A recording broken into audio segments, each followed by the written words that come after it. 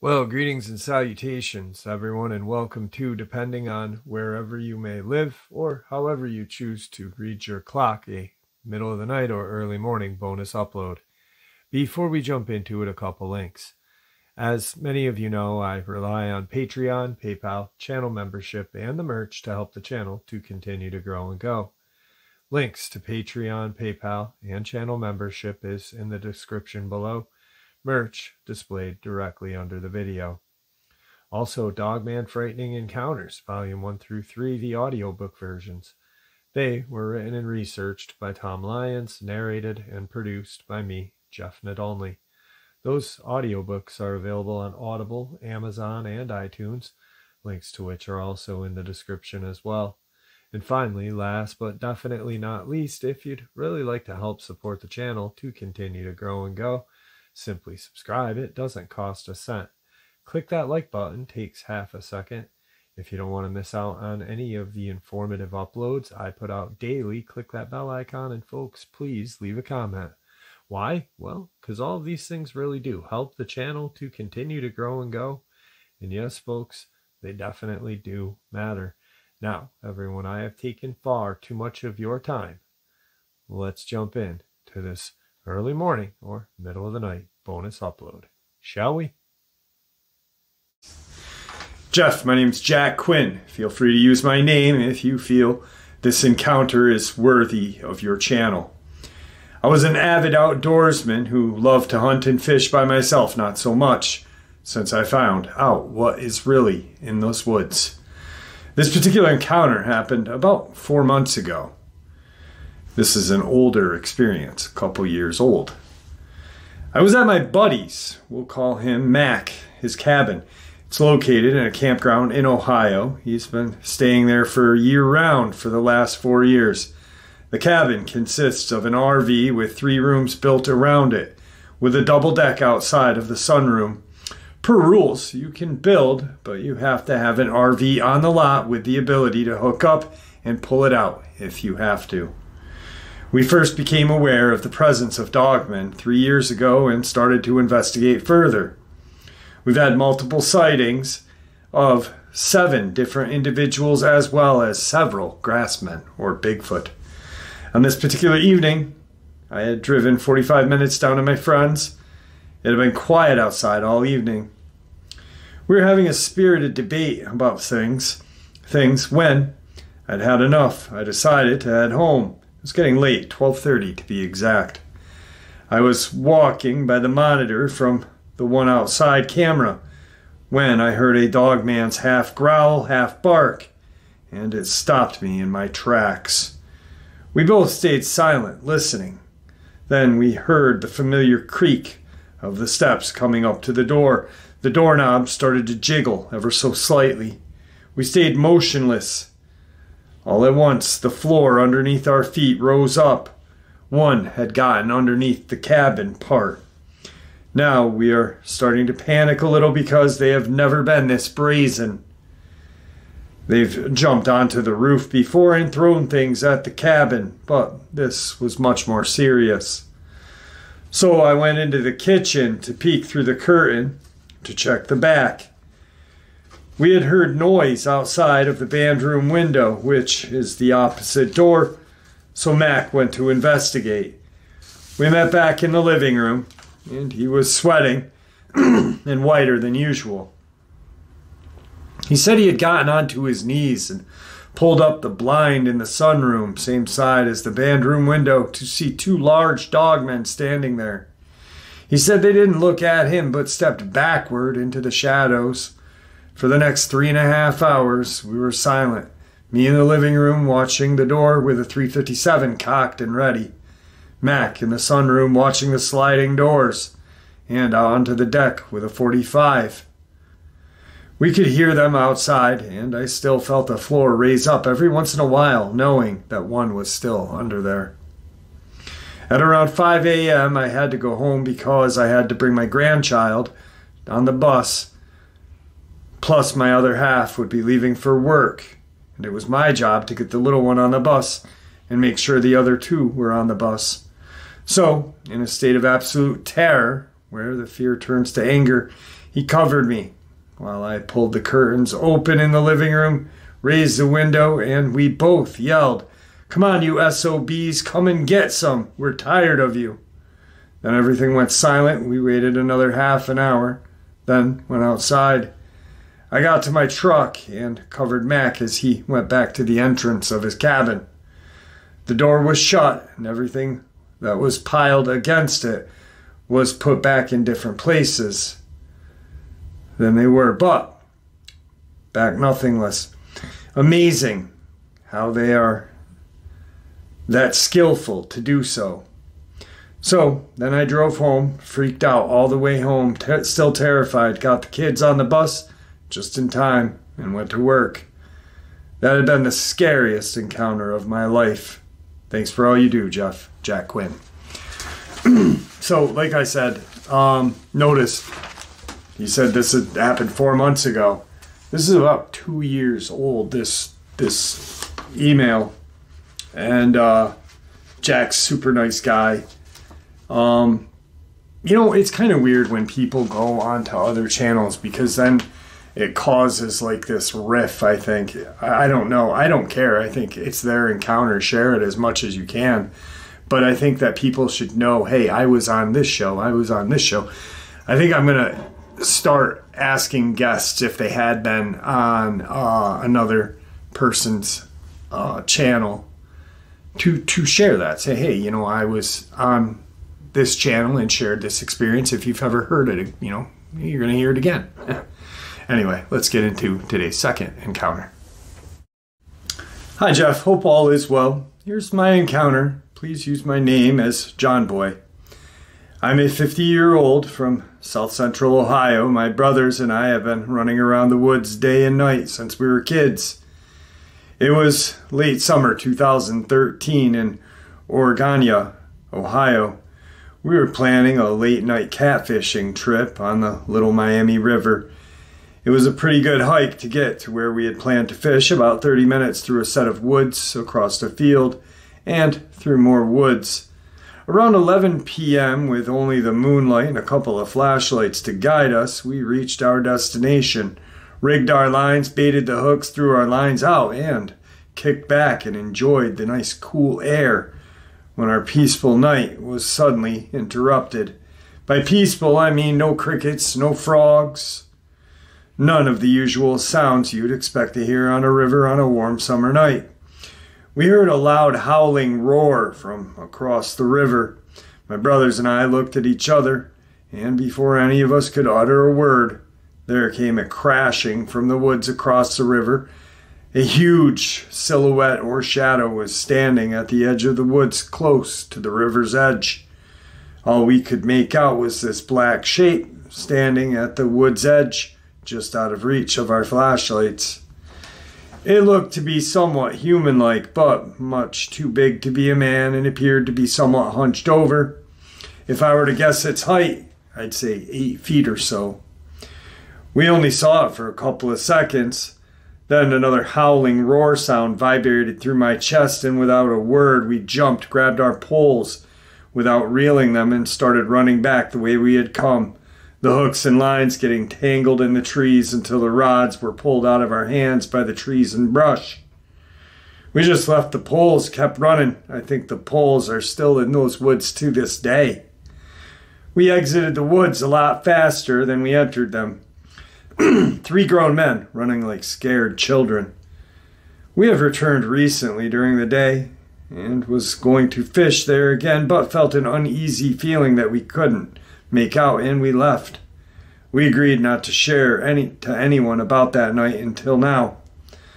I've spoken to my brothers, and they agreed to tell you the experience. I believe Ohio is a hot spot for dogmen, and with the recent upload about the Ross County, Ohio brothers that took down a dogman, I felt compelled to share my experience. Thanks, Jeff, for all you do. Keep up the good work, and God bless. All right, guys, so just like Jack Quinn's experience, I get them fresh. And even though this encounter was sent to me 3 years ago, this was 3 years back. Jack Quinn's happened 4 months prior to him sending it to me. This happened a lot shorter of time. This was actually fresh in his memory when he sent me this encounter, and it is horrifying. He said I could use his last name, but I am not going to. That's my own. Hey Jeff, my name is Daniel B, and I'll be the first to tell you my full name because I know damn well what I saw and what truly happened on that day. And I know I may get crap for it, but I don't care.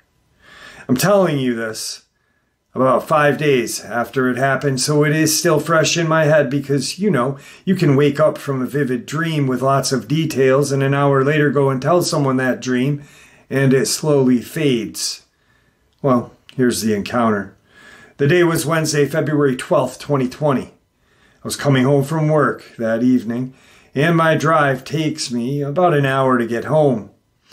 I work from Columbus, Ohio, and live in Evansville, Ohio. So after leaving the big city and traveling through smaller towns, I'm left with a good 30 to 40 minute ride of nothing but back roads and farmland.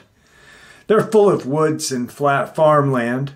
So anyway, right as I'm entering the last part of my way home, I turned off the highway and started heading toward the rural part. I'm listening to some music, de-stressing about the day, and all of a sudden, I get this bad feeling coming over me. I get nervous. I look in my rearview mirror, thinking a cop may be nearby or sitting by the road. I'm nervous because I am currently driving with a suspended license, so I immediately slow down just a little, look down at my gauges to check if everything's good. All right, I thought, nothing wrong with the inside of the car, and due to past experiences, I look for the nearest driveway to stop and check and see if any of the tires are flat. I pull into what looked like a state park entrance with woods on both sides. I pulled onto the other side of the road. It was a flat grassed field. I jump out of my car and check each tire by tire, making sure the lights work, everything's good. I shrug my shoulders, happy, nothing's wrong, and go back to the driver's side to get in. Then, to my left side of me, out just the corner of my eye, I caught movement. I turned my head in the direction of this movement and had to squint and make sure that I was really seeing what I was seeing. I stared at this area for 30 seconds, making sure I wasn't seeing things. All of a sudden, I see this huge black mass moving around in the field, and from my standpoint, it looked like a large bull. Damn, that must be a prize-winning bull, I thought to myself. Maybe it had gotten loose from a nearby farm. It wouldn't be too neighborly of me to let it get away, so me being me, a careful type, I open the trunk, grab my aluminum baseball bat just in case it wants to be brave. I know how to herd cattle. My family in Kentucky raised them, and I've been around them my whole life. So I know how bulls can be very unpredictable.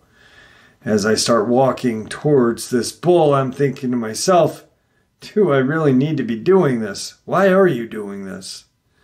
Well, to answer both my questions, I was raised to look out for your fellow neighbor. Beside, that bull is probably worth a lot of money. So I continue to walk slowly and carefully, not to spook the creature, so it doesn't charge me.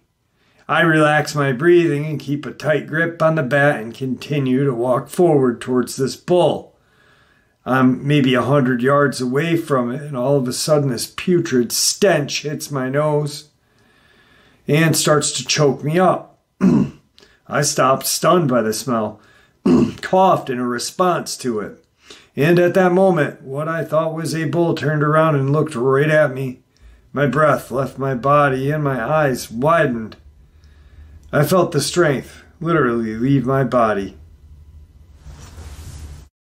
This creature had beady yellow eyes, about 6-inch pointed black ears, stained yellow teeth. Its gums glistened in the fading sunlight with saliva. Oh my God, I said to myself, still not believing what I'm looking at. Our eyes lock. The whole world stands still. Time stopped. All I heard was my heartbeat and a low rumble growl that this wolf-like creature just let out. This is a Dogman, I said to myself. This has to be, and it's as big as a cow. I suddenly remember my schooling, as in, do not make eye contact with a predator, as it will see you as a challenge. I bowed my head, held out my arm, showing that I'm backing away, and is no threat, all while keeping my eyes on it, making sure that it stays right where it is. It noticed. It raised its hind legs to piss. Great, I said. It's marking its territory, even more reason for me to get out of here. I must have been walking for what seemed like 5 minutes, thinking, I've got to be almost to the car, and I realized I had only taken like 20 steps backwards, making no progress. I'm still looking towards this creature, its eyes still fixed on me, still waiting for me to make any threatening noises or moves. My plan was to just ease back to my car and get out of here. All of a sudden, as if karma decided to show up and give me the biggest FU. Without a warning, I let out this biggest, deepest sneeze, and as soon as I jerked my head back to see this creature already charging toward me, my stomach dropped, my skin went clammy. God, I thought, I'm gonna die. This thing's gonna skin me. Quick thinking, I knew I'd never make it back to my car, and if I did, what would it do? Protect me from this thing? No way. So I decided right there and right then that I'm going out with a fight. I switched my stance, gripping my bat as hard as I could. I charged, running and screaming at this creature. This may seem stupid or unreal, but I was not going to die like a coward, and it really did happen. I don't care who doesn't believe it. The wolf was already 50 yards away, tongue hanging out, drool flopping out of its mouth. I could feel with each step it took, vibrating the earth. I had to think quick. If I try and hit it in the head, I run the risk of being bit or slashed with its razor-sharp claws. So I decided I'm going to go with it hind legs. They're our smallest part. Then just as soon as I had the plan, it jumped up and started running on its hind legs. 20 yards in closing. I only have one shot. I know it won't kill it, but it may hurt it or stun it enough to give me time to get to my car and leave. I let out one final war cry, and this beast roared, shaking my insides. The beast leapt for me. I swung my bat backwards and kind of slid down on my knees. Swung this bat as hard as I could, as I possibly could be aiming for Belt's left back leg. What? Okay, 20 yards in closing. I only have one shot. I know I won't kill it, but if I hurt it or stun it enough, it could give me time to get to my car and leave. I let out one final war cry. The beast roared, shaking my insides. The beast leapt for me. I swung my bat back and slid down onto my knees, swinging as hard as I could. I possibly could aim for this beast's left hind leg. There it is. Clack! I connected perfectly. I knew I had. I felt like I had just hit a 50-pound bowling ball. The force of the impact vibrated the bat in my hand so hard, I dropped it, letting it fly out of my hands. I heard this creature bellow in pain as it came to a stop. I quickly jumped up, looked back. It was on all fours. It was just staring at me with those hellish yellow eyes. Right then I knew I made a mistake, because now this creature is between me and my car. I cursed to myself for being so stupid, but at that moment I dared not take my eyes off of it, as I knew for sure now I had pissed it off, and it was going to kill me. But to my surprise, it looked at me up and down and just nodded, almost as if saying, "You outsmarted me. Live another day," or something like that. Then it hobbles off to the forest, confused and stunned. I picked up my bat and ran out to my car. Just as fast as ran to my car fast. I don't think my feet hit the ground. I got to my car, started it up, floored it the rest of the way home, white-knuckling the steering wheel, and the motor screaming until I got to my road. I threw the bat in a grassy ditch, pulled into my driveway, took a few moments to collect myself and calm down before I headed in the house, to face my family, trying to think of an excuse as to why I'm in the condition I'm in. Taking a long, heavy sigh, I get out and start to head towards my front door when I heard this long, blood-chilling howl. I open my door and my wife is holding my 7-month son, just looking at me. I sat him down in my playpen and I tell my wife what had happened. "Why are you so pale, sweaty? You look like you saw a ghost. I hit a dog on the way home, honey. It scared me." "Oh my God," she said, hugging me. "Are you okay? Did you kill it with your car?" She asked, looking worried, looking me over. No, I didn't. I don't even think I had left a scratch on it. Thank you for your time. John.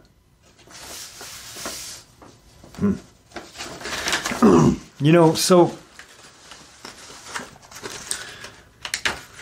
that's a terrifying encounter. He must have used text on that one, because that one part where it said beast at the end there, and I had to reread it. It had said beat. That's an absolutely terrifying encounter.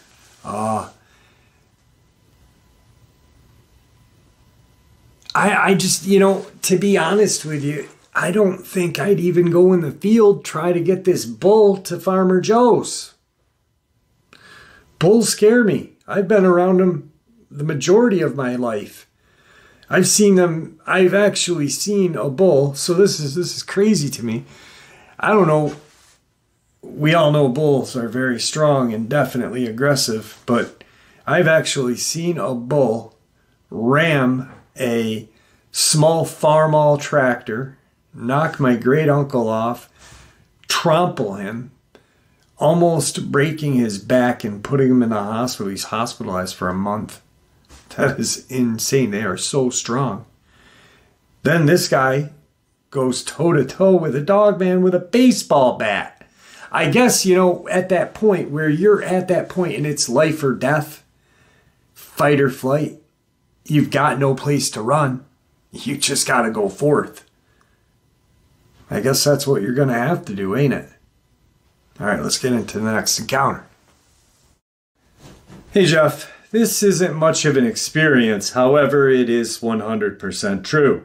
I'd rather not use our names for this. We live in a small farming community, and I teach at the local college. We live approximately 8 miles from where the famous 1990s Ohio howl was recorded. Yes, Bigfoot experiences, but we will save that for later. This could be a Dogman experience. Maybe you have an idea, or your listeners do. Sound asleep one summer night, I had the window opened approximately 3 to 4 inches. I had a small nightlight plugged into an outlet underneath the window to cast light in case I needed to get up in the middle of the night. Out of a sound sleep, I hear a howl so loud and guttural it rattled my chest. I was up and on my feet looking out that window. It was from that window it had come. To exit my room, I would have to pass that window, and I knew it would see me, but I couldn't see it. For the next several days, I had my 17-year-old daughter sleep in the living room next to my bedroom. In hindsight, I sound like an awful parent. By the way, my bedroom has 4 windows, a French door that leads onto a deck that overlooks the pond, 3/4 of an acre of lake pond with large fish. Nothing, absolutely nothing for days. So my granddaughter goes out to her own bedroom, top floor with windows that only face the front of the house. The seventh day I was sound asleep and heard nothing. My granddaughter heard the same growl howl so loud she thought it was in her room. She jumped up, ran down the steps, and when she looked out the door, she thought she saw a man standing on the doorstep, looking at the pond. Groggy, but yet adrenaline pumping through her, she thought it was her grandfather and turned around and went back to bed. It was not her grandfather. Oddly enough, the time that this occurred, we were the only two in the house. My husband was out of town for a few days on both occurrences. That may or may not have anything to do with it. Also, we raise marmon. So we are familiar with howls, growls, but during that time, all of our animals, including the marmas, were on our other farm. We are approximately 8 miles from Beaver Creek State Park, and we have a nature preserve that recently became labeled as a forest 3 miles from my home. And there you have it, folks. Tonight's middle of the night or early morning bonus. I hope you all enjoyed it as much as I enjoyed sharing it with you. I'd like to thank you all for supporting the channel.